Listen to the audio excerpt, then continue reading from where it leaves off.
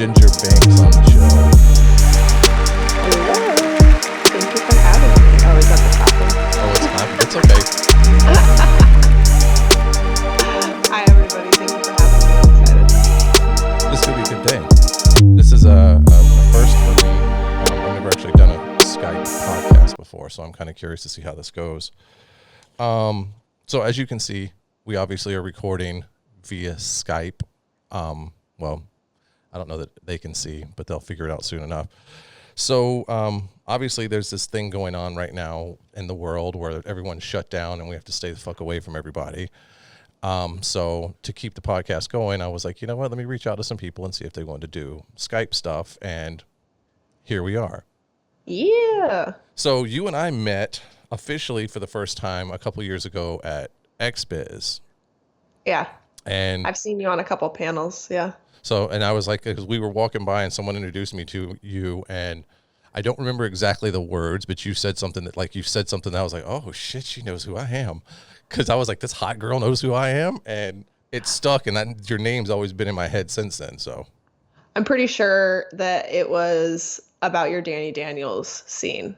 Like, I remember I was a huge Danny Daniels fan, and like you did this scene with her, and I remember seeing like a little preview clip of it that made me like subscribe to Kink, and I was like, I mean, it made me really think, like, if you make good enough content and you put like a small enough portion of it on tube sites, you can get people to subscribe to your shit. Like, exactly, and I think that's the thing with marketing now is it's trying to figure out that the amount to give away versus the amount that you still hold on to.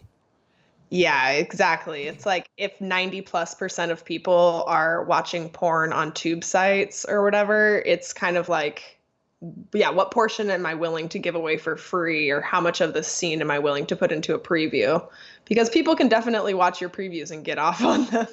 I had a younger guy that used to work with me, and he referred to his generation as far as porn consumption goes as the GIF Oh my generation. God, right? Because he was like, you basically give us a 10 to 15 second loop, and that's enough for us, which is weird because Tumblr, I guess, was where they all went at that point before that got straightened out. Yeah, when I was in high school, my internet was shitty. So I would go on tube sites and just hover over, and watch the preview, Yeah. like those clips that the tube site would pick. Like, that's all I could masturbate to. That's all my bandwidth could handle. It was like that. And it would take forever to load also. Well, you were lucky though. You had the internet. When I was going through that stage, I had the front of TV Guide, and whatever magazine had a hot chick on it.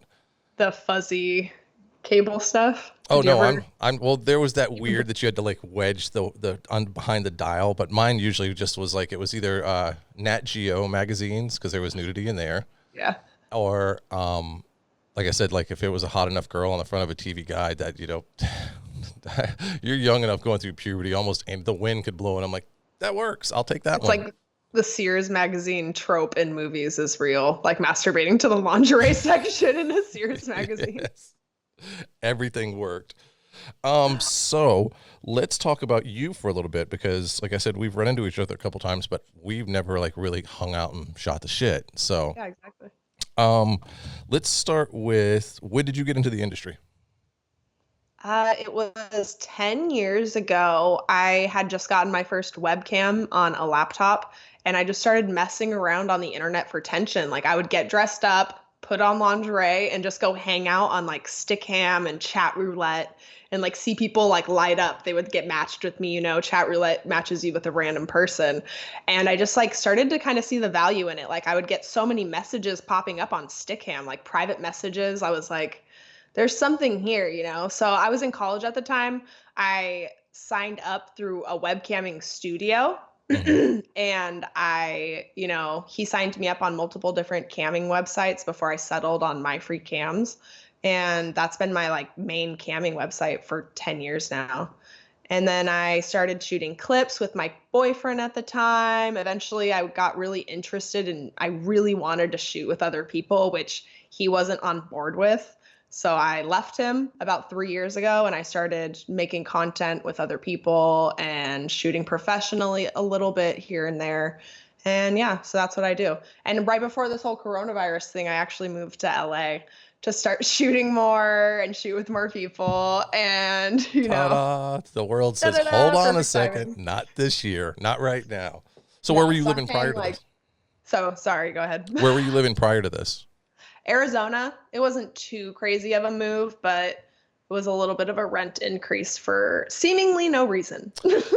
Yeah, I think that's the problem with one of the. Well, I left California after being there for over a decade. It was enough. I moved out of the South to LA to start working in the industry, and then moved up to San Francisco to work with Kink. And then when that started going, I had a Yeah. choice to either go back to LA, which made the most sense because it was where all the models were, or I could move to Vegas where you could actually afford to do things like live Yeah, yeah. and It eat. seemed like you were a little ahead of the curve, and the industry's definitely like migrating there a little bit more. I think when I got here, I was telling people, I was like, if California keeps going at the rate that it was going, that this was going to be the new porn valley out here. For sure. I mean, California seems to be the one place that's like really sticking their neck out and like trying to regulate our industry in seeming, I don't know, like interesting, ridiculous ways. So, yeah, obviously people are going to go where they're not being forced to wear condoms or they're not being forced to be educated or pay money and get licensed. Yeah, So,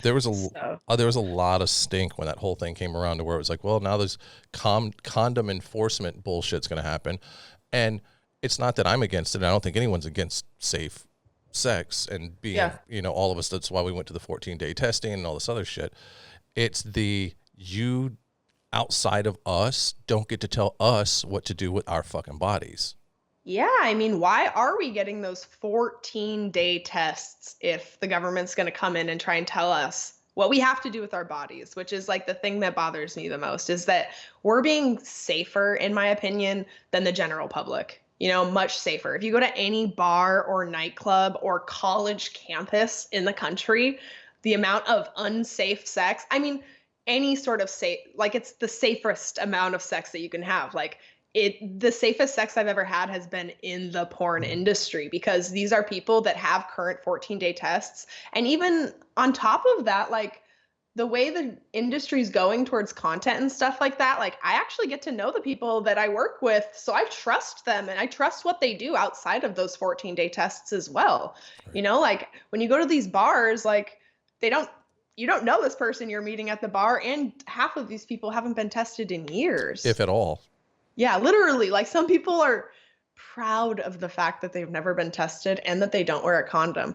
I've told this story before. It's fucking crazy. I was fucking this dude. He was begging me to fuck without a condom. I tell him, here's the website. You go here, we'll get tested. It's really not that hard.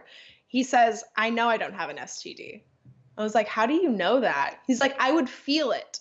And He would feel after it. I fuck, yeah, he says, after I fuck girls raw that I meet at the bars, I just put my dick in apple cider vinegar and it kills all of the germs so I can't get an STD. Dead serious, looking at me on the face. I never fucked that guy ever again. I was literally just like, yeah, because like even when you fuck someone with a condom, you kiss them. You're doing all of this stuff. Like You're they're probably still putting things in your mouth besides their tongue. Sometimes you lick a butthole or something. Yeah. Like like condoms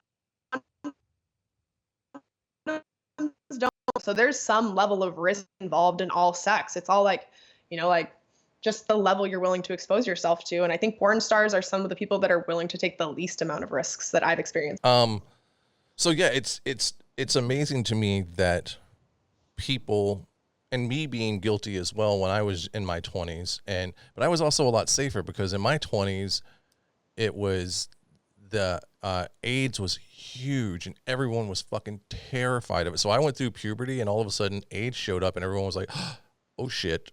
So there was this, like, you had to be really, and there were still people that were like, I don't give a fuck, and they were doing it, but there was a lot of, you have to put condoms on. Like I was really into like fucking gangster rap at that moment in my life.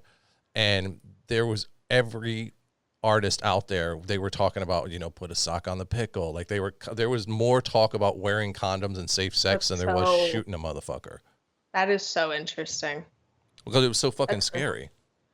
You know what I've learned? Like I've learned so much about say like sex and STD transmissions being in this industry, especially learning about how like anal sex is where the highest transmission rate of STDs are. And Right. so like just telling people that is a good piece of information because I'm sure there are people out there that are more worried about not getting pregnant and wearing condoms instead of the STD transmission. So they're like, yeah, come in my butt. Yeah. And they don't really think like that's the highest one. Like that's the one you need to getting cum in your butt is the highest risk of S or HIV specifically transmission, Right. which makes sense. It's like the micro tears and like once you learn about it, which like safe sex, like or sex education in our country is like, don't fucking do it or you're a terrible person. Yeah. Keep it in your pants or you're going to go to hell. The Lord's going to get you because he's mad at you. Seriously. But I know guys right now, there's a couple guys who have actually started charging more to do anal like girls do. And obviously the people who take it in the ass, period, I don't care who you are. If you're taking it in the ass, you're putting in a lot of work because you have to prep, you have to eat a certain way. There's a lot that goes into it, Before especially you get to set, right? yeah, before you. And then you have to wait for God knows how many hours depending on how the set's going to run. I've heard people talk about sitting on set. They didn't eat dinner. They went through, they showed up the first thing in the next morning and they didn't start fucking until 9 p.m. that night. You want to talk about no. I'm not going to be on set with somebody that's that hungry, that pissed off, and at that point, that horny. No. I've still never done anal on a professional porn set because of that. It's all the prepping that goes into it. And then all of the anxiety. Like, it seems like people prep so much because there's so much anxiety. And it's like, normally when I have anal sex in my personal life, like the dick goes in and it doesn't come out like a million times and I'm not getting gaped and stuff. So, Right. like, the prep doesn't really need to be that big of a deal. It's like when it comes out, there might be shit on it, and then you go into the shower right away because Right. just like a one and done inside. But like I understand when you do all that crazy, like when I do DP stuff, like with my toys and stuff, yeah, I gotta clean out my asshole. Yeah. It's because shit comes out of there. Right. Actually, speaking, you were talking about earlier about Danny Daniels. When I first shot her, the very first time, it was for device bondage. And I remember walking into the green room and I said, hey, I'm JP and blah, blah, blah. And she was like, it's nice to meet you. And I sit down and we've got, our big limit sheets that we go over with all the models. And I get to the anal part and I was like, so are we going to be doing anal today? She was like, no, we shit out of that hole. So we will not be fucking that hole. And I was like, I love you a lot already. She's like, that is for pooping only. Poop only. I think that she actually may have made it through her professional, like while she was still performing. And obviously she still does cam stuff. But I think when she was still working for other companies, she may have actually never done anal. I don't think she ever took it I on. was just thinking about that, like, as you were speaking, like, I don't know if I've ever seen her promote that, like, on her Snapchat or anything. Some people are just not into it. Like, I know Jill Cassidy is one of those people that are like, yo, I'm fucking into a lot of things. I'm just not into things going into my butt. Right. And to each his own. I mean, you've got as many people that are into it, I think, as there are not. And I think that's the same thing with everything. There's people who love to suck dick and there's people who don't. They think sucking dick, and boy or girl, the people that are like, just right. No. So I figure, whatever. It's the same thing as cilantro. So, are you one of the people that don't like cilantro? No, I love it. But do you know there's like a genetic disorder that makes it taste like soap? I've heard that. Like, that sounds like my worst nightmare. I love cilantro and Mexican food. It's fucking amazing. Yeah. When I moved to LA, there were two things that I hated and I now love. Like, I have them all the time. And one of them is cilantro and the other one was asparagus. And I was like, this is the grossest shit. Why would anybody put anything on this or this on anything? And now, like, I will sit down and eat like an entire bunch of asparagus by myself. And I will come up with reasons to use, like, oh, you know what? There's a sale, so I could probably buy like 4 bunches of cilantro and just figure it out. I bet you a lot of people feel the same way about anal. They're just figuring out ways to just squeeze it in. Yeah, you know what? We're here. Let's just keep doing it. You're like, this is a really beautifully shaped, I was going to say eggplant, but we know it doesn't have a tapered bottom, so you shouldn't put it in your butt. No. Bad joke. No. Unsafe joke. So I went creeping in on your Wikipedia page. And by the way, congratulations that you have a Wikipedia page, because apparently there's this old fucker named John Paul the Pope who they gave my Wikipedia page to, and they talk about religion instead of porn.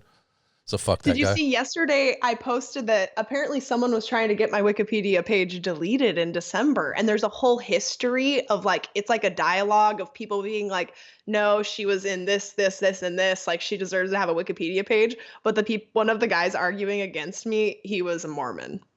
And then the initial guy who did it, you can see the history of his account. He got deleted for creating multiple accounts and trying to delete people. He tried to get Lana Rhoades deleted.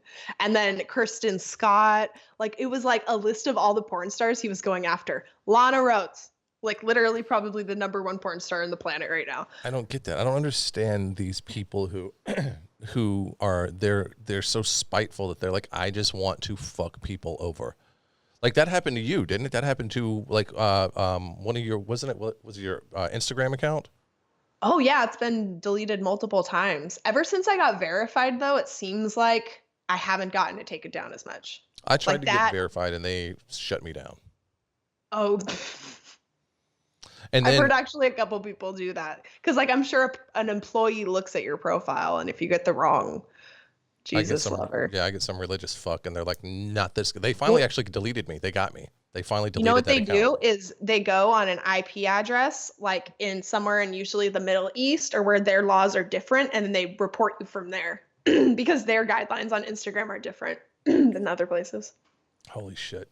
Maybe that's what it was. But they like I would because you followed me on my old Instagram, I think, and it was nothing but memes because anytime I tried to put overly sensitive or censored shit up, they would still delete it. That's my rule is since we're porn stars, we're already triggering people, Right. is you have to be really careful if you trigger two groups at once. So we're already angering the people who are anti-porn, but if you post about like veganism or like politics, a lot of the time, like feminism, literally, like that's when I get the reports on my pictures is when I'm like, I like bring up something like that. Right. Well, that's the thing is I like to say that I'm an equal opportunist. Like I kind of just fuck with everybody, and that might be the problem. And I'm just like not putting anything except girls' faces up without a gag in their mouth because gags also get you deleted. It's so true. Literally, yeah, anything. So I'll do a close up of like a headshot of them with not bondage, like this, I whatever. think you can do sexual faces and spit hanging out of the mouth if the girl's fully clothed. So I Right. think we need to do more like fully clothed like promo at the beginning of our scenes. That, or you know what we could do is, and I've been thinking about this and as saying that I'm like, this could work because you don't have to be fully clothed if your last name is Kardashian. Exactly. So maybe we hashtag all of our porn with Kardashian, Kim specifically. We all just change our last name to Kardashian. I'm Ginger Kardashian. I'm the Kardashian Pope. Save us, Kim. Save us, Kim. One of the biggest porn stars on the planet. Truly, though. Mm-hmm. Her book. Did you see her book that she released a few years ago? It was No. basically. I have a friend who back in the Bay Area worked at for one of the companies that made all these video games that you play on your phone, and they had this game and they had reskinned it and like, oh, it's the car game and now it's the building game or whatever, and they finally got permission and teamed up with Kim Kardashian and put her name on it, and it skyrocketed. Everyone went crazy over it.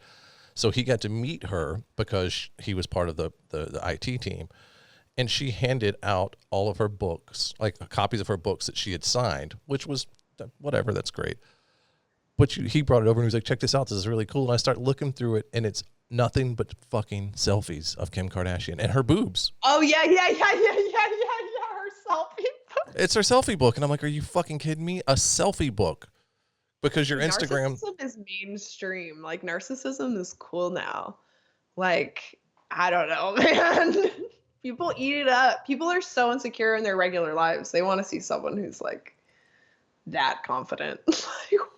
I don't understand it. I really don't. I don't understand why. I mean, my wife, that's one of her guilty pleasures is she likes watching it. She tells everybody that's my thing.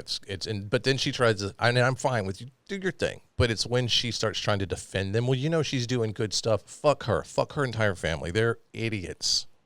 I don't. And she's like, well, they try and do these great things here and there. good. You should, because when you have that much of influence, and if as far as that term like influencer goes, if anyone has it, you could probably actually label that family with it. Yeah, yeah. So the fact that you can influence that many people and all you do is shop and sit around and gloat about how fucking rich you are, and so if they finally started doing something, yay, yippee Like fucking. they've done way more negative things for society than her trying. I know she's trying to do good now, but and I don't want her to stop, but like the like do you know how many young people have gotten plastic surgery now because of that family? hmm Have you Like seen? underage people do. Have you seen that picture floating around? There's a meme that's taken probably back in like the late '80s maybe, and it's all of them before plastic surgery started happening. And it was like, this is the Kardashians before they found plastic surgery, and some of them were a little chunkier. They all Yeah. looked natural and human. That's what so many people say now is like, you're not ugly, you're just poor. It's true because so many people just get plastic surgery. And I've been tempted. Like, one of the reasons, like, I actually thought about getting into webcamming was like, I wanted a boob job. My boyfriend told me all the time how I would look good with fake boobs. It wasn't something I wanted. And then eventually I get into porn and people are just like, there's so many people that are like, no, I love your small tits. Obviously, there's still people who like have those expectations of society, but like, yeah, Me, exactly. I love that. I like it's there's so many of them that have the bolt-ons now that it's refreshing. Like someone shows up and I'm like, oh look, those are real, and I'm gonna go squeeze them.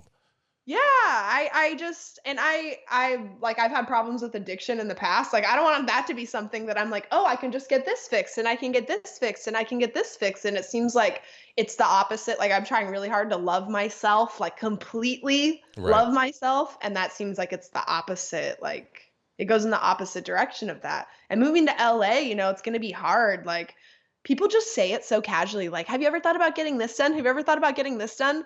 And I just want to like it blows my mind. Like it's so insulting, but it's always at the same time just like it says more about them. It just always says something about them. Like Right. I But for them can't. to say it, like you said, for them to be so casual about the way they say it's the same thing as like, hey, have you ever thought about going red with your hair instead of being blonde? And it's like, uh, no, because Have you ever thought about risking your life to make other people like you more or something? Like plastic surgery isn't riskless either. Like Kanye West's mother died from plastic surgery, so holy shit, I it's didn't like know that. it's not completely like riskless. And it's Kanye West's mom. I'm sure she wasn't going to the worst fucking plastic surgeon out there. So I don't know. It's just like I'm gonna get old.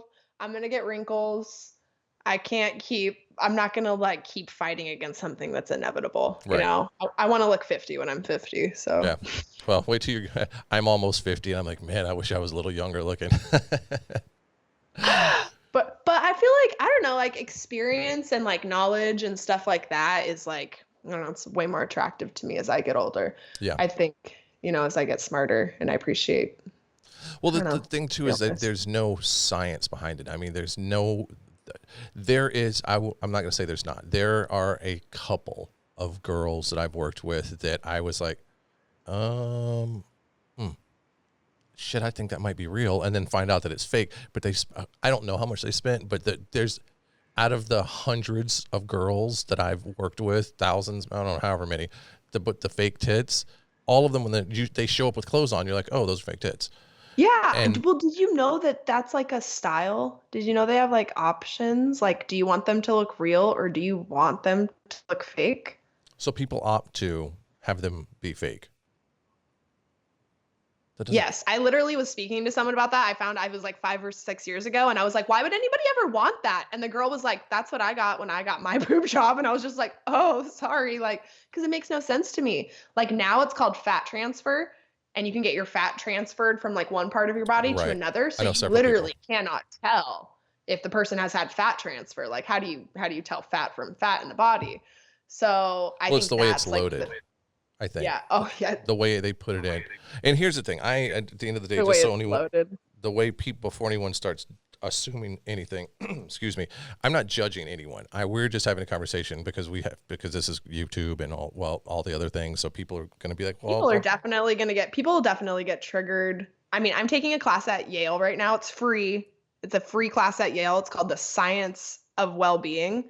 And there's a study right now that we just went over the last lesson about how when people before and after they get plastic surgery, like their well-being, like how much they drink, how much they do this, and this. And it seems like most of the people get worse after they participate in plastic surgery. And they're already the people who decide to get plastic surgery before they even do it have a lot more of these problems than the general public.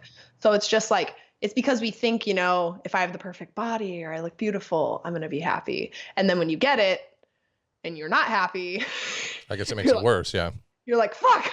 I noticed we did that on my set back when we were still at the Armory. We had this girl that came in, and all of us looked at her and was like, this girl's a dime. Like, there's nothing wrong with her. She had these great perky little tits. She had an ass that you could bounce a quarter across the room from. Like, everything out. Had just enough of a six pack that it wasn't carved, and there's nothing wrong with being, carved. Yeah. But everything about her, she was just fit and hot as fire. And she kept talking about how she didn't like this, she didn't like that, she didn't like this, she didn't like that. And all of us were like, you're crazy. And then she started talking about getting plastic surgery. And my PA at the time said, no, please don't do that. You're going to ruin your body. And I looked at him and I was like, stop. Because all of us in this room can look at her. The whole world can look at her and think she's the most beautiful person in the world. But when she looks in the mirror, she doesn't see it. And there's nothing you can say that's going to make her see it. Totally. Like, one of the reasons I can deep throat a dick so well is because I used to be bulimic and I thought I was so fat. And I look back at those pictures, I was a size 0. I'm probably like a 6 right now. Okay. I thought I was so fat when I was a 0 and I was puking up all of my meals. And it's just like body dysmorphia is like, it's something that people can tell you you're beautiful 100,000 times a day and you're not going to see that you're yourself as beautiful until you work on it, until you like work on that part of yourself. Right. I had a friend of mine that's a model, and she actually said that she studied something along those lines, like body dysmorphia, when she was in college. And they had her stand up in front of a green screen along with however many other women. And they took pictures and then they removed the heads. And as long as her head wasn't on there, everybody was beautiful. But then whatever body they put her head on, instantly it wasn't beautiful anymore. And she said every time it happened, she knew in her head, she was like, this is like fucking crazy, but I can't help it because I don't think it's attractive anymore. That's so interesting to me. Like, I feel like people have some level of that, like, like just wanting what you don't have, like that, like level of like to a certain extent, like you see curly hair on a different person and you think it's so beautiful, or you don't see it on yourself that way. That's so interesting. Yeah, that was when I was coming up for years. I was like, I want curly hair, and then I finally I think what happens is once you get to a certain age, you just stop giving a fuck, and you're like, you know what, I'm gonna take what I got. I'll deal with it, and I'm gonna finesse what I have the best I can, because I mean, I think a lot of like, if you care what people think, like that's where a lot of it comes from. You care about the opinions of others more than you care about yourself. Like you're striving to impress other people or like want other people to like you. That confuses you. Right. Well, it's and I think it's rooted somewhere in childhood, and it's that acceptance, as a child, where you want mommy and daddy to like you, and then you want Aunt Susan to like you, and then, whoever, and then the teacher you want to like you, and then all the kids at school because they're giggling at other people, where you go giggle. And I have a conversation with my son like this. I'm like, just because all your little asshole friends are laughing does not mean it. Because if you don't want them laughing at you because of what they're laughing at that kid about, then stand up for that kid. Stand up and tell them. But it's hard because it's that wanting to fit in. It's wanting to be part of the village and be, accepted. Totally. We're tribes people. Yeah. Which I think I started this thing today. It's called a future self journal. And what you're basically supposed to do is like rewire your subconscious, because from 0 to 7, your subconscious is being built and you're learning how to survive in society. So all these things, like what you're saying, your son's probably going through, like you're experiencing that. And then from 7 on is when you're living from those skills that you have adapted. But we're subconscious so much of the time. Like we drive places, we don't think about it and stuff like that. So it's supposed to be like every day, like, if like I had a problem like following and like not like standing up for people, I would write that in my journal and I would say every morning, like, how can I accomplish this? And like affirmations like, yo, I'm a strong bitch. I can stand up for what I believe in, and you do it every morning to try and fix whatever it was, like drinking or like, your self-esteem, like your body image. But it's just so interesting what you're saying. Like, yeah, I think we're we're just starting to learn about humans, man. It's so crazy how early on, like, the study of humanity and like psychology and all of that is, like, how brand new in the history of like humanity. Yeah, it's crazy, and it's amazing how quickly that the influence starts. That's out of your hand as a parent, as it's completely out of your fucking hand. Like my Oh, kid has come home with oh, shit in his mouth, like not shit in his mouth, but things that come out of his mouth. And I'm like, where the fuck did you hear that? And he kind of has this like, oh shit, because he tests it out because he heard it at yeah. school. And then when it comes out of his mouth and I give him that, what the fuck? And he was like, oh, and instantly he rats on whoever he heard it from at school. And then I have that thought of like, well, shit, am I going to sit here and discipline him because he's gonna hear the shit, and then you have to sit there and get the thought process of what's the best way to handle this. And my wife and I have come up with when he comes off with shit like that. Like he came home one time and he what did he say? Oh, he looked at me and I was doing something. We were in the bathroom getting ready for school, and he looked at me and said, "Daddy, you're gay." Or that's gay. And I looked and all the gloves came off. I'm like, what the fuck did you just say to me? And he kind of looked at me like he knew he had fucked up. And we got into a conversation about why he said it. And he had heard it at school. And I was like, do you even know what that means? And he's like, yeah, it means when like a boy and a boy love each other, or when a girl and a girl love each other. And I was like your Uncle Kenneth, right? And he was like, yeah. And I was like, so when your Uncle Kenneth comes out to visit, I want you to tell him how gay he is. He's like, no. I said, well, why not, dude? And he said, because it's going to hurt his feelings. And I was like, then you remember that, because every time you say that, there is a little boy or a little girl somewhere who's going to hear that, and it's going to shame them and make them feel like shit. And I was like, do you want to hurt other people's feelings? He's like, no. I was like, don't you ever fucking say that again, ever, around me or anybody else. And he all of a sudden was like, I get it. And he now is like, that's just, it's as bad of it as any other, word you're not supposed, it's any other slur. So Yeah, that's really hard to have to deal with, man. But I commend you as a parent for even having a conversation, because my parents, like, they would have probably been like, yeah, that they would have gone along with it. But right. if they were in your shoes and they wanted to, like, they would have just been like, you don't fucking say that. And they wouldn't have given me an option. They wouldn't have had a conversation with me. Right. And I wouldn't have actually learned anything, like, you seem like you're actually trying to teach him something, which I think is the goal of parenting. So Yeah.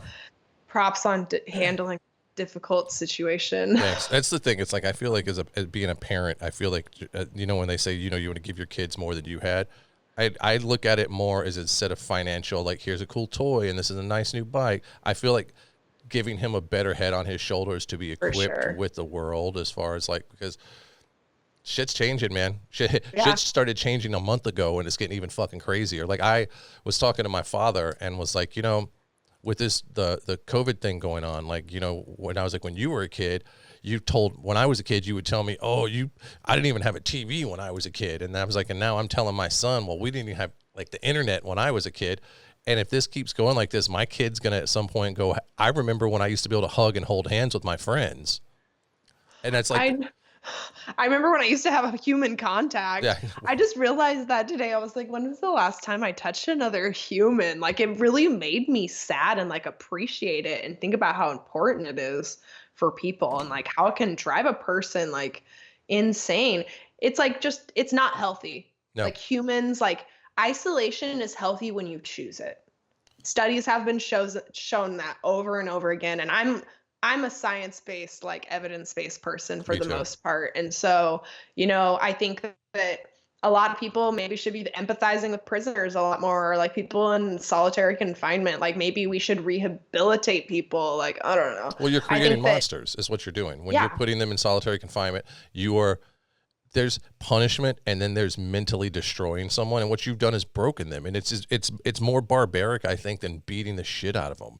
And I'm not saying that that's an answer either, but rehabilitation, well, first, the prison systems, period, need to get fixed and all of that shit. So we take the prison system and the money and all of the bullshit politics behind it and actually put people who have committed real crimes there, opposed to just some random person of color.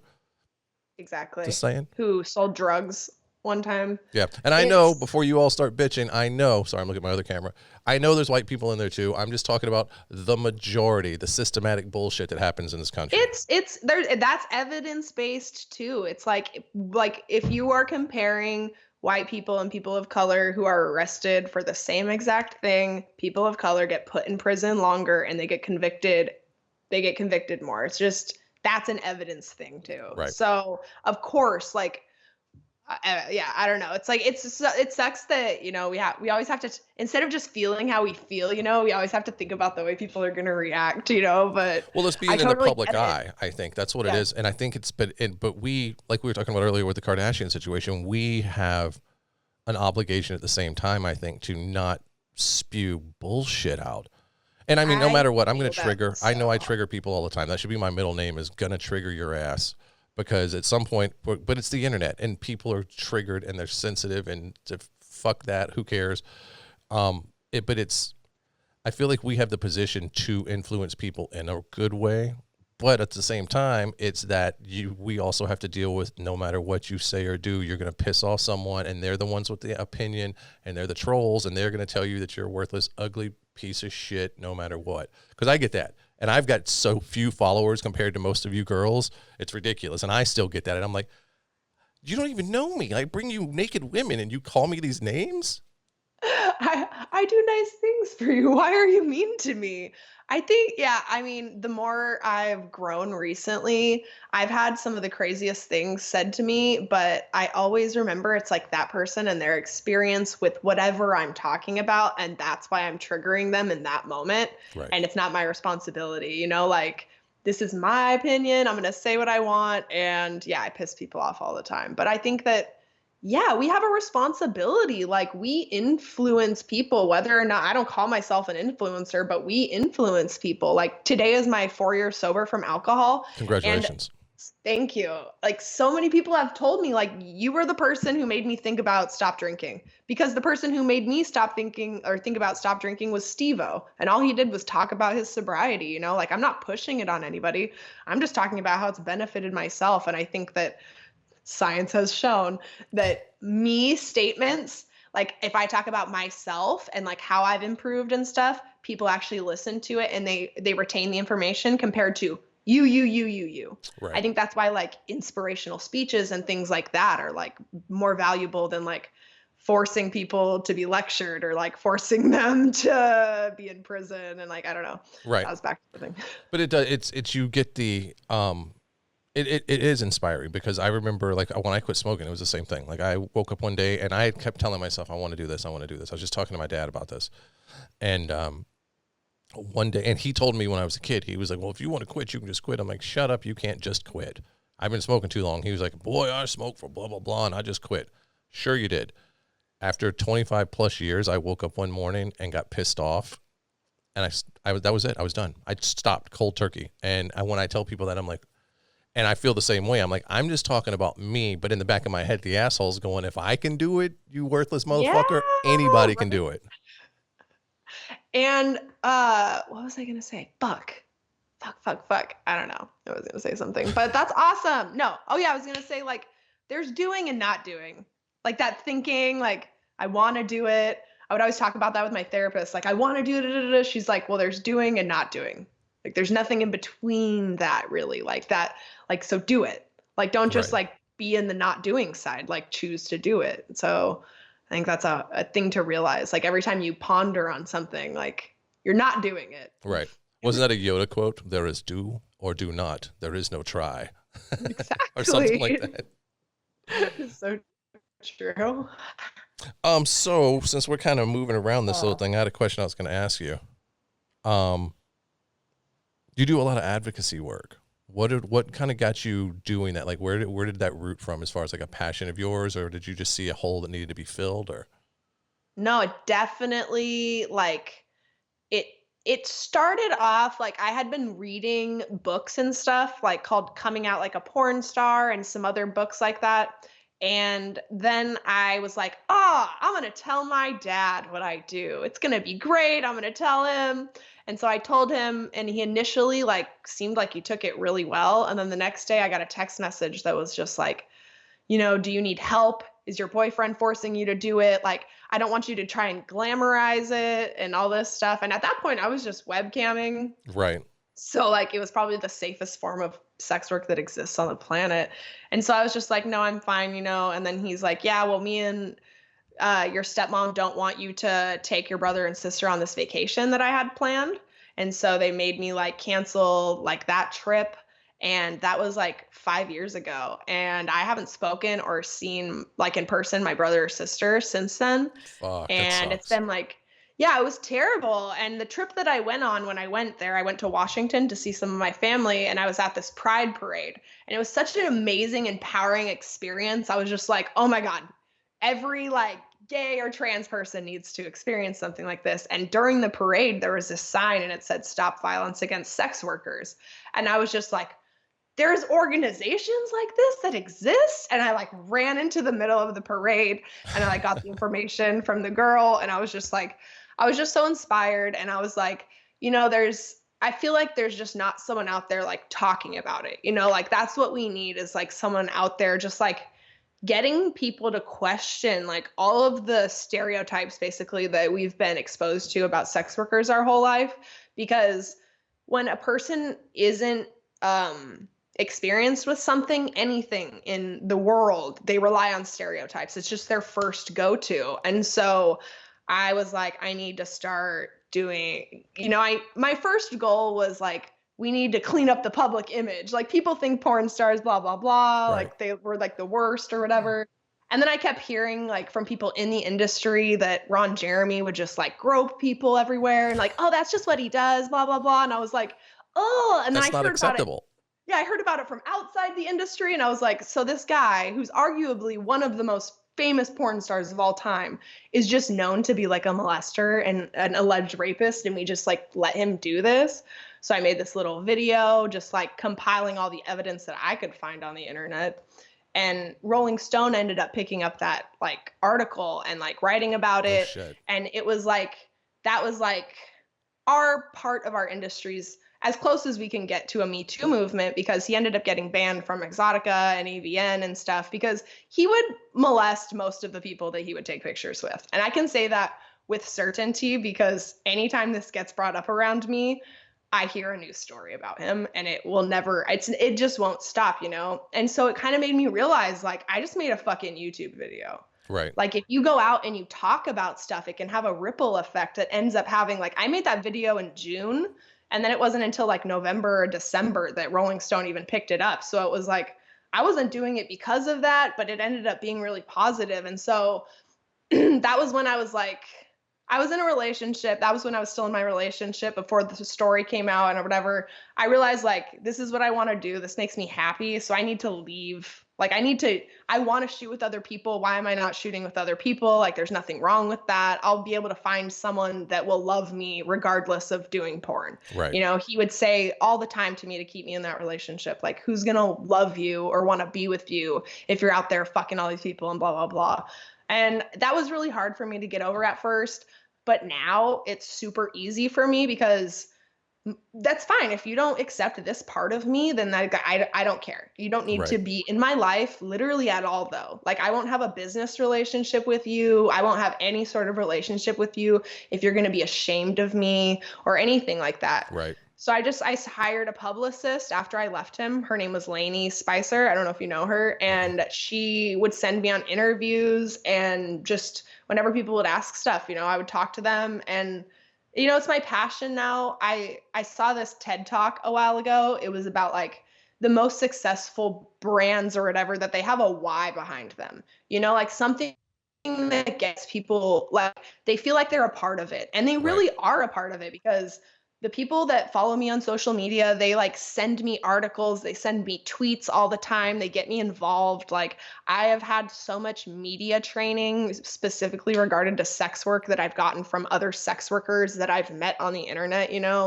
And so I used to be someone who had those preconceived ideas about sex workers too. And so I just try and think of the process that it took for me to, change my mind. And I want to influence society as much as I can. That's one of the reasons I moved here to Hollywood or whatever, was to help influence society, because I think Hollywood does have such a huge impact on the stereotypes that are portrayed for sex workers and stuff like that. So yeah, I just want to make a difference in the world. I want to make sex workers. I mean, part of my goal used to be like, society, change the way you view sex workers, but it's completely shifted now. Okay. Now, I just want sex workers to be the most badass, healthy individuals while continuing to be sex workers. Right. And then society will end up seeing that and end up like changing their views of us. But like, I want them to not care. I want them to stand up for themselves. I want them to not feel like they have to hide themselves because there's so many amazing people in this world that are sex workers. And I can honestly say that everybody probably knows a sex worker in this day and age with OnlyFans and premium Snapchat and Hmm. shit. Maybe back in the day when all the most porn was made in like certain areas, maybe you didn't know a porn or a sex worker, but now probably.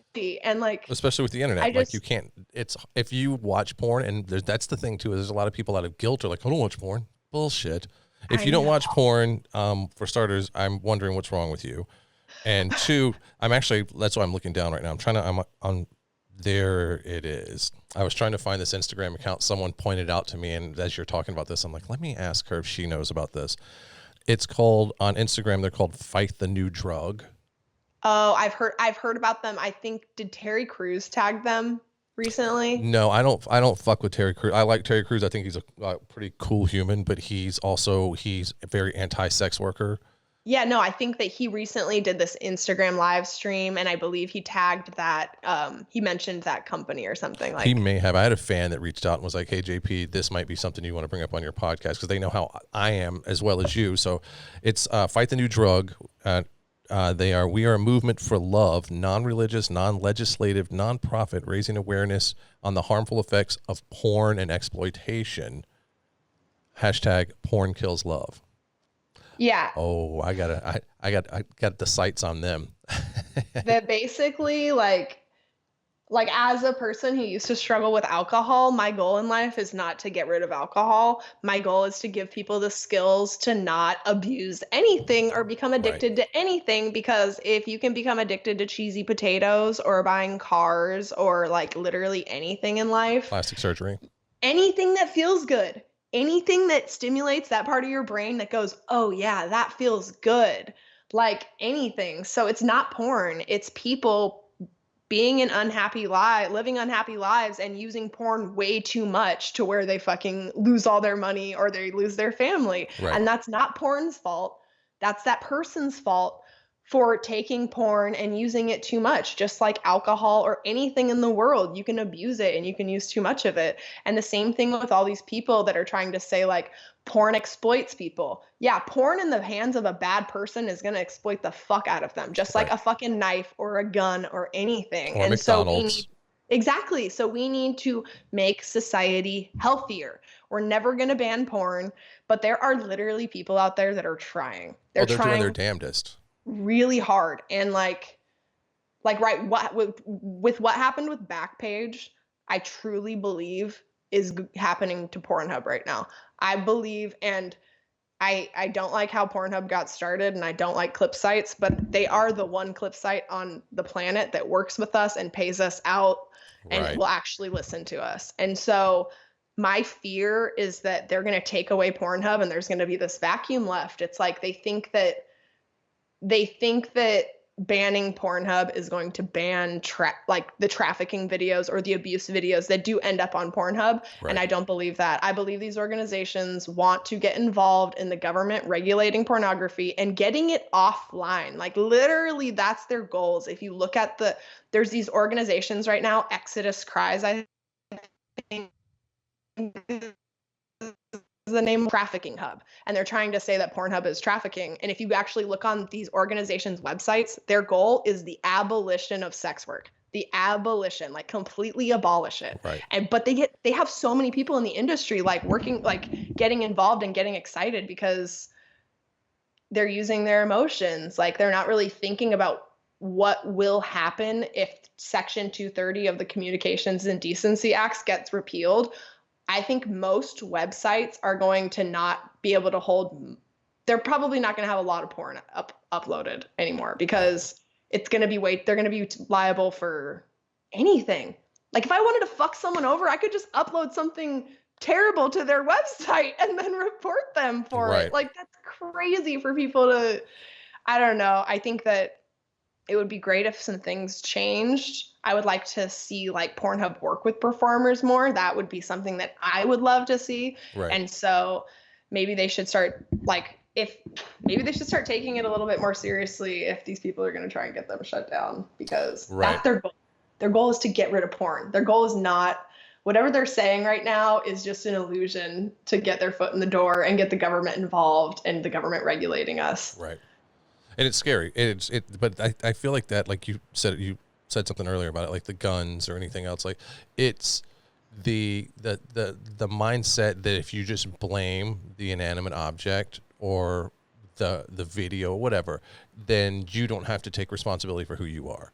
Like, well, it's not my fault because I was watching too much porn. And back in the 80s, it's not my fault I was listening to heavy metal and played the record backwards. It's always something. It's self-responsibility and it's like self-control, like knowing that, all right, I have to be the one.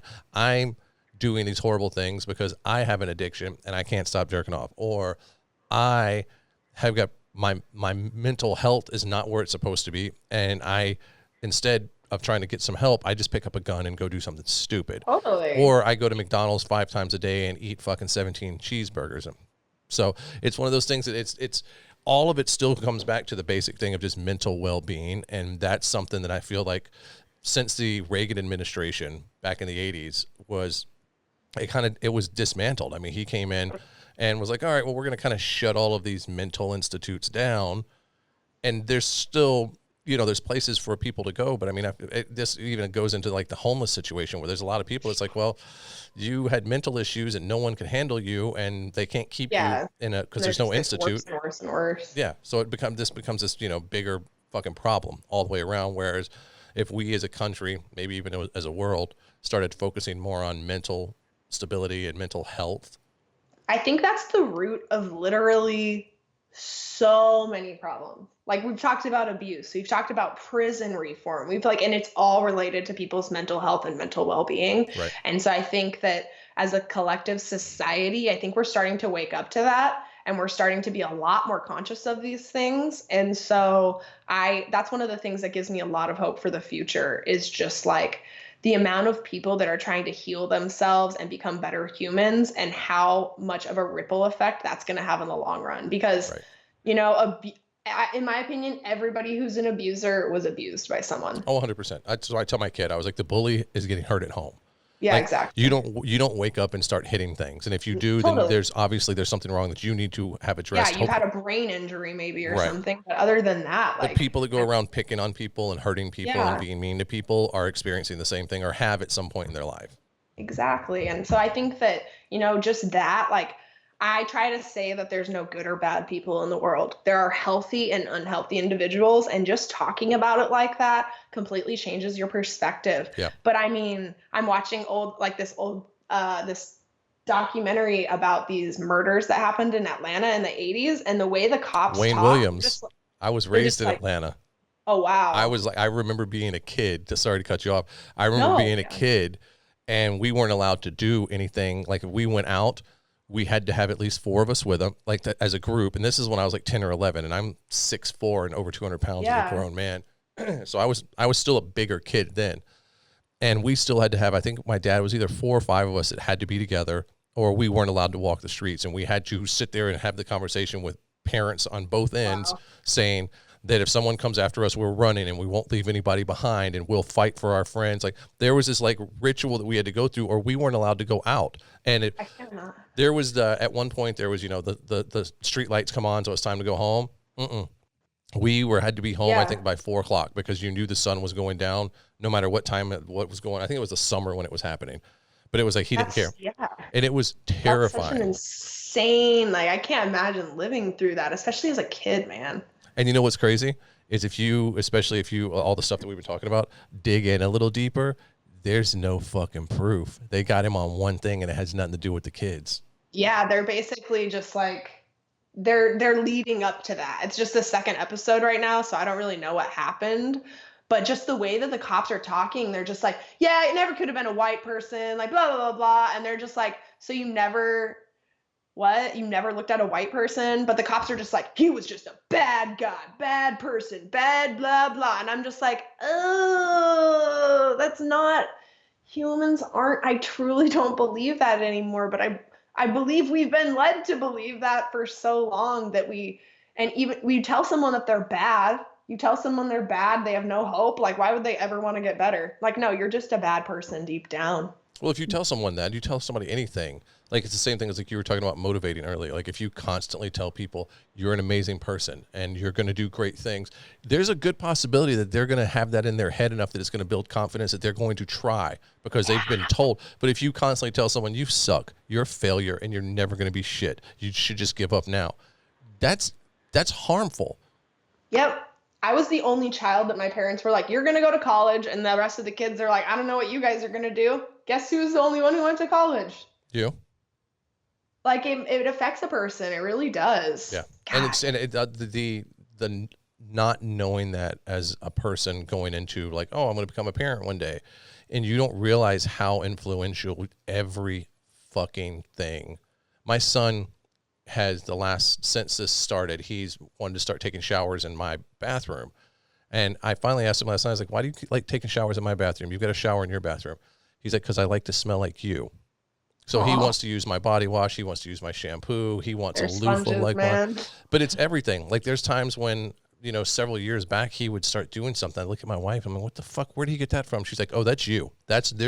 She's like, you do that all the time. And I was like, so I had to start being conscious of like every fucking thing I do around here. You gotta be conscious of your subconscious, man. That's when we break out of our habits, our loops. Yeah. Or like whatever. Is being aware of what you're doing, how you're doing it, who it affects, and then consciously deciding that I don't want that to be how I'm portrayed or seen in this world. I don't want to one day die and my son go, oh, my dad, yeah, he was cool, but he was a dick. Or my dad was super cool and he supported me or whatever. I mean, all of us, at the end of the day, we all got sad stories about something. Like I tell people all the time, if my kid's going to therapy, it's going to be because of me. At least you acknowledge it. My parents would be like, yeah, you're going to go to therapy and talk shit. And I'd be like, what? I'd be like, deep down, you must know, like, if you say something like that, like, you must know. And it's true. Like, our parents are like our sources of all of our behavior, good and bad, most of it, And so when you see bad kids doing bad shit, it's because they watch their parents or someone in their family close to them do it. You see good kids doing good things, and it's not always the case. I mean, you also have situations where children don't have the parents don't have the ability to be around them as much. Totally. And unfortunately, then they have this negative influence around them because they're not there enough. Yeah. And it's not their fault. It's not like they abandoned the kid. It's because they have to fucking work because they don't have enough. They don't have the luxury to be like, okay, I can afford a babysitter or blah, blah, blah. You gotta take this class at Yale. I think you'd really like it because they just showed us a pie chart and it was basically like what percentage of your life is under your happiness is under your control. And it was like about 50% of it might be tied to your genetics. 10% is like life experiences that you have no control over, but 40% is like completely under like your actions and your like attitude in life. Right. What's the name of the class again? I'm going to write this down. It's called The Science of Well-Being at Yale. Yeah, it's free and it's so easy. And it's easy because it's interesting as fuck. And you're going to be able to apply it to like every part of your life.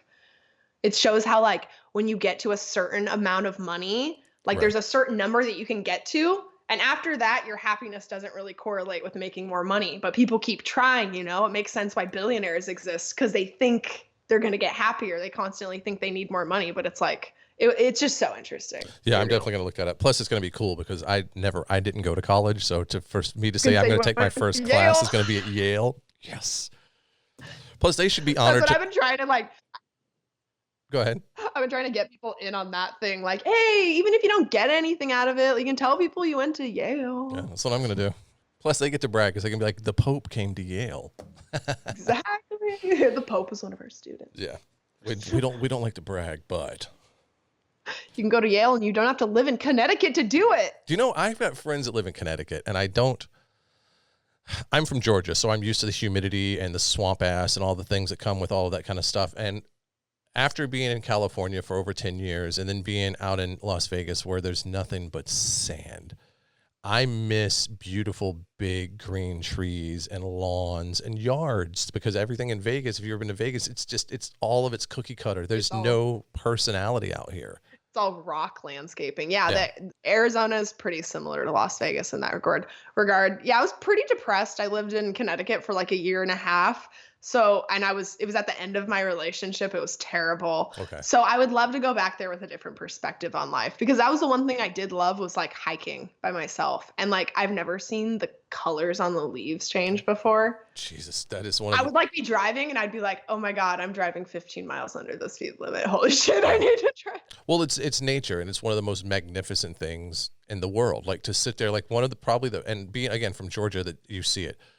We went, me and some buddies I was in a band with back in my 20s. We went to is it Chattanooga, I think. Chattanooga, Tennessee, where they have Rock City, or is it Rock City? I think it's Rock City. It's like this, but you basically go up in the fucking mountains and you come out on this peak, and I think it's Lookout Mountain. And you can see, and there's no sign that says this is the Carolinas and this is, but you apparently can see 7 states. And you go up there in in autumn. Holy fuck! Like it almost puts tears in your eyes. It's so fucking like magnificent. It's beautiful. But the cool thing is not having that here as much, but which isn't too far from LA because we're only like 3.5 hours from you right now. Is 2 more hours up the road. There's Zion National Park. You want to talk about breathtaking? Holy fuck! Especially if you like to hike, girl, you need to come out there. I need to do some stuff. I know I want to travel. I want to see this area. Have you seen? Have you been to Runyon yet? Runyon Canyon. Yeah. I did that like a couple XBiz LAs ago. They had like a hike that we did. And I think I did it one time after that. I wonder if it's closed right now. All the parks and stuff are slowly closing around LA. That's the way they are here because everyone was like, they did the stay at home thing and everyone's like, oh, okay, cool. So we're going to go to all the parks and go to all the hiking. Like there's a cut. They were fucking packed. Yeah, it was ridiculous. And it's like, this isn't social distancing, you fucks. I know. I took my dog on a walk to the park that I normally go to. Like it was like right after they did the stay at home order. I was like, this is so full. Like people were apart from each other, but there was a group of guys playing basketball. I was just like, this defeats the purpose. Dude, we just moved. We started the process of buying a house right before this thing started. Oh, wow. And we kind of have, luckily through most of the process, excuse me, is you just communicate and do DocuSign stuff. But at some point you have to go in and sign the papers. So we got the house, we went in, we started painting, and because Lowe's and Home Depot, those big stores, they're still open. So it's like, home improvement, let's go do this stuff. So we've been doing this, but in the process, we've had people come over to, like the gas had to get turned on and they have to inspect all the house to make sure. We had someone come in and install like a professional doggy door in one of our walls so we don't have to take up like half of a sliding door because we've got a massive fucking dog. Yeah. So we had them come in. We had an electrician come in. They wore their mask. The electrician did because he was somebody I actually knew. But the doggy door guy and his assistant, no fucking mask, no gloves, and looked at my wife and I like we were idiots because we were in our own house with fucking mask on. And I'm like, we're like, this is for you, bro. Yeah, the gas kid shows up yesterday and it's the same thing. Like I'm just like, are you guys? And like one of them actually sat there and talked about the 6-year-old kid, and I was like, you fucking bag of shit. Like if you get this and take this home to your kid, you are an asshole. People really just don't understand. I feel like there's like a basic like lack of people trying to educate themselves on like anything. Like I see people wearing gloves and just doing a million different things. And I'm like, you don't get the virus through your fingers. Like, unless you're taking them off after you do stuff, it doesn't make any sense. You might as well just have your hands out. Unless it's to prevent like a million hand washings, then I get it. But at the same time, there's like, you probably can't see it, but like they're healing. But when this first started, like my knuckles broke out in this horrible fucking rash because of and I wear gloves as a profession. Like I'm actually thinking about in the next day or two because I'm doing another podcast and then 2 more tomorrow. And at some point I'm probably going to record like a public thing and say, I wear gloves as a profession. Like that's what I do. And this is how you dispose of them, you fucking raggedy assholes, because you're polluting and spreading germs when you throw them in the fucking parking lot. Like someone's got to clean that shit up.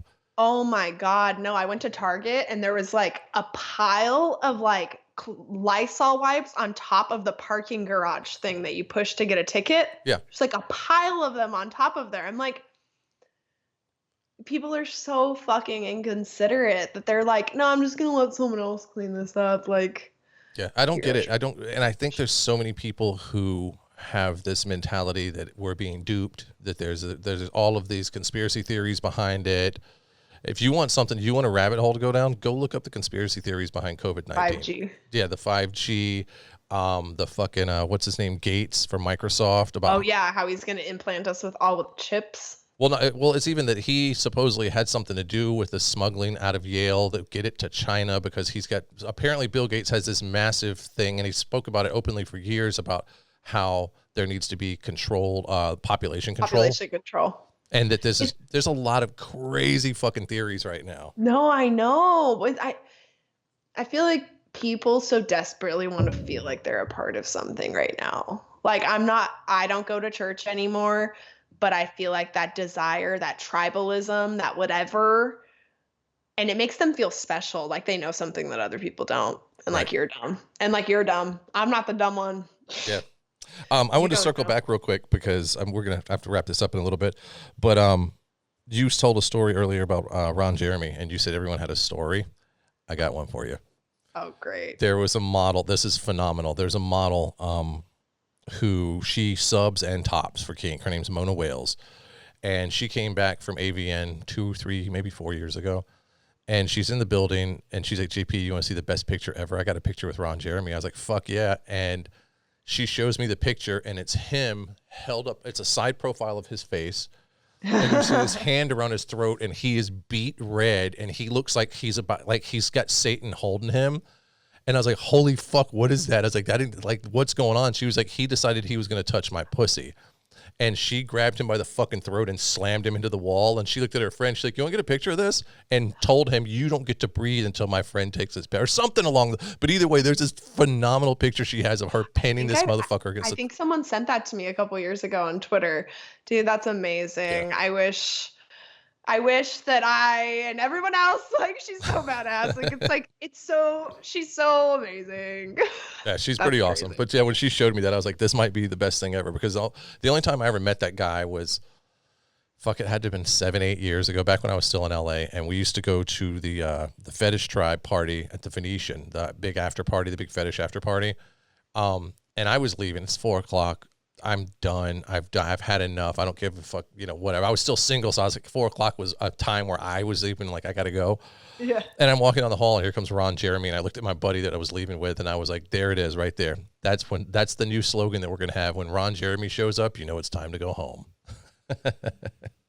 For real, no, that's a great slogan to have. I mean,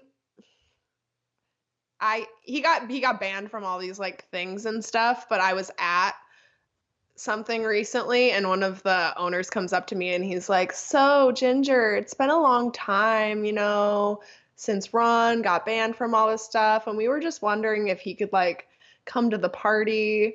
And I was like, first off, I'm not the fucking Ron Jeremy police. And I basically just said to them, I know about this, and this happening recently with him, so you guys can decide what to do. Right. But I was just like, no, why? Our industry, and I talk about this a lot on the podcast, our industry is more accepting of bullshit than it should be. We've had so many people who have done wrong, and then they're like, but this and but that.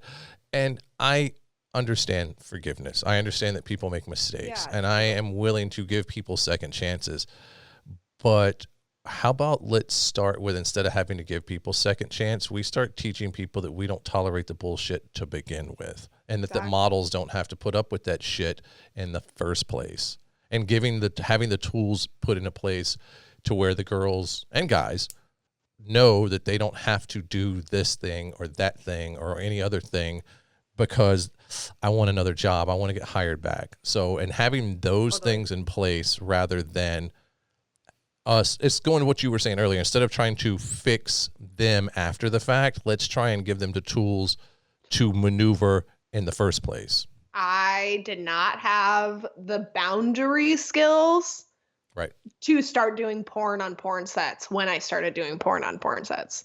I just recently through therapy and all this healing have learned that not sticking to my boundaries is like, it's something I needed to work on. And, I think that if you are someone who's not able to stick to the boundaries that you set for yourself, putting yourself on a porn set with someone who's willing to push your boundaries is just like the perfect storm of something is going to go wrong. Or take advantage of your boundaries.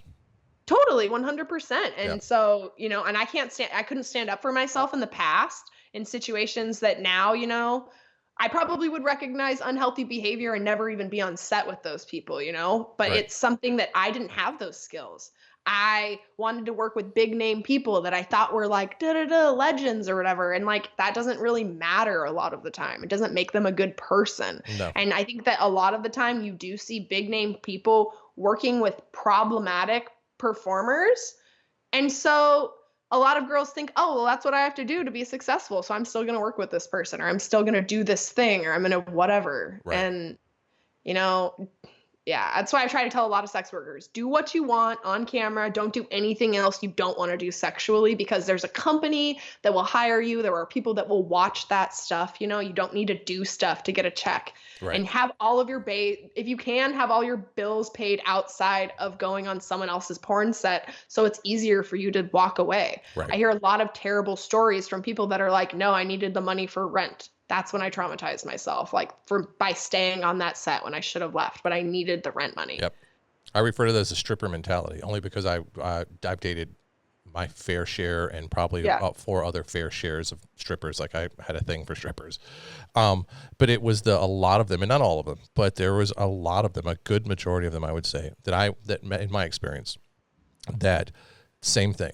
Well, I'm not going to go to work tonight. I don't want to go to work tonight. I don't want to go to work tonight. Fuck, rent's due. I got to go to work. And then they get in there and the money's not made because whatever. And it always happened every fucking time. You wait till the last minute. And then there was hell. Then there was this depression. Then there was this urgency that they should never have had or needed, but they waited till the last second. And it's the same thing. Like, now you're doing shit that you're like, well, let me see what I can get away with a VIP to make that extra. And that's you. And it's horrible to be put in that situation. Yeah, exactly. It's not I want everybody to do sex work the healthiest way possible. And so you're financially coercing yourself in certain ways. That's what I consider it to be, is like, coercion doesn't equal consent. And these people are coercing you to do things that you normally wouldn't do sexually because you need to pay your bills. That's not the healthiest way to do it, in my opinion. I agree. So yeah, that takes a lot of privilege. I come from a place of extreme privilege, and I acknowledge that. So I want people to, become financially stable so they gain some level of like privilege when it comes to being on these sets. It takes, I think go ahead. Yeah, we're all talking about the same thing. Like, if you tell, and even just don't even tell people you're financially insecure. Like, even if you are, maybe just don't mention that to these people, because a bad person hears that and they think, okay, I can take advantage of this person in some way, shape, or form. Right. And I think that a good thing that's happened in recent times, and you hear a lot of producers that are pissed about it, that all of you girls and guys, I always say the girls, but there's guys out there too. I think everybody that uses their genitalia to make money has now, for the most part, jumped on, FanCentro or OnlyFans or something, or even setting up their own Pornhub premium site, to where you now are generating enough money on your own that you don't have to put up with the bullshit. And I'm still not even sure how the fuck we're going to go forward making porn anytime soon, because there's no fucking vaccine for this shit. Yeah. So I think it's amazing that there's performers in general that have now started making enough money on their own, using their own brand, creating their own brand, being as independent as they are, that they now don't feel that, okay, I'm going to put up with this because I have to. No, you don't, because now that you've created your own brand, you don't need to do anything except you. That's all you need to do. Yeah. I think it puts a lot of the power in the hands of the performers to be able to choose exactly who, what, when, where they want to work. Exactly. And I feel like content trade is going to be a lot bigger part of our industry in the future, because I feel like people are only going to be wanting to do stuff that they want to do. Like, there's going to be a lot less people that are just going to be wanting to do stuff for that quick paycheck. And I think that the content's going to improve. And it may not be because people are shooting it on their phones, or they're shooting on a little handy cam instead of these high-end Reds and all the, expensive stuff that some of the companies use. But That's what everybody likes anyway. It's either going to have to be so high end that Hollywood's like, how the fuck did they make that? Or shoot it on your fucking phone. Just so fucking real. Yeah. Yeah. Danny is and Cherie are two people that are friends of mine who have proven the point. Like, you don't have to go into a studio. You don't have to do all this stuff. You come up with enough fun and you put enough work into it and get the following. Yeah. Those girls hustle though. Holy fuck, those two can hustle. Consistency matters so much more than like production quality. Right. Obviously you want some level of production quality, like clean up your background and like make sure there's light on and the camera's pointed in the right spots. But other than that, like, they just want to see you having fun and doing like sexual stuff like that you like to do. Well, I've noticed even in my porn that like when I first started, there was, it's changed so much since I started, but since I started at Kink, you still had the girls like, okay, I need you to play this way and act this way and do these things. And there was, you had to act. And then around the same time that FanCentro and OnlyFans started happening and social media kind of started blowing up to where people was like, I can interact with them on Twitter or I can interact with them and they come and they interact back. They started not wanting the acting. Well, why is she acting like she's scared? What's going on with her? Why doesn't she just be her? And like the girls, like Angela White is a friend. And when her and I do scenes, all she does is smile. And she's like, I'm sorry. I'm happy. I can't stop smiling. And people eat that shit up because it's real. They don't want this. Like, if you're going to play the damsel the whole way through, that's cool. But either be the damsel because that's what gets you off, or just be you because that's what gets you off. And people do whatever you enjoy. Yeah, I think that we get stuck in the porn box. Like, whatever the porn box is, this expectation of like, we're going to do this and this, and this is what's popular. Let's go look at analytics. We'll just do the top thing, like blah, blah, blah, blah, blah. I'm like, that sounds like not a lot of fun. Like, I am a business person, but I also consider myself an entertainer and an artist to some extent. So like, just doing it for the numbers is so uninspiring. It does not get me wet. No, not at all. All right, young lady. This was awesome. This was really awesome. And it was nice to like sit down and chat with you for no, it was really great to have a human conversation. We will definitely have to do this again. Hopefully one day we can maybe even do this in person. That would be awesome. Yeah, totally. Maybe some other stuff. Hey, before you go, let's talk about that. Would you be interested in shooting for me?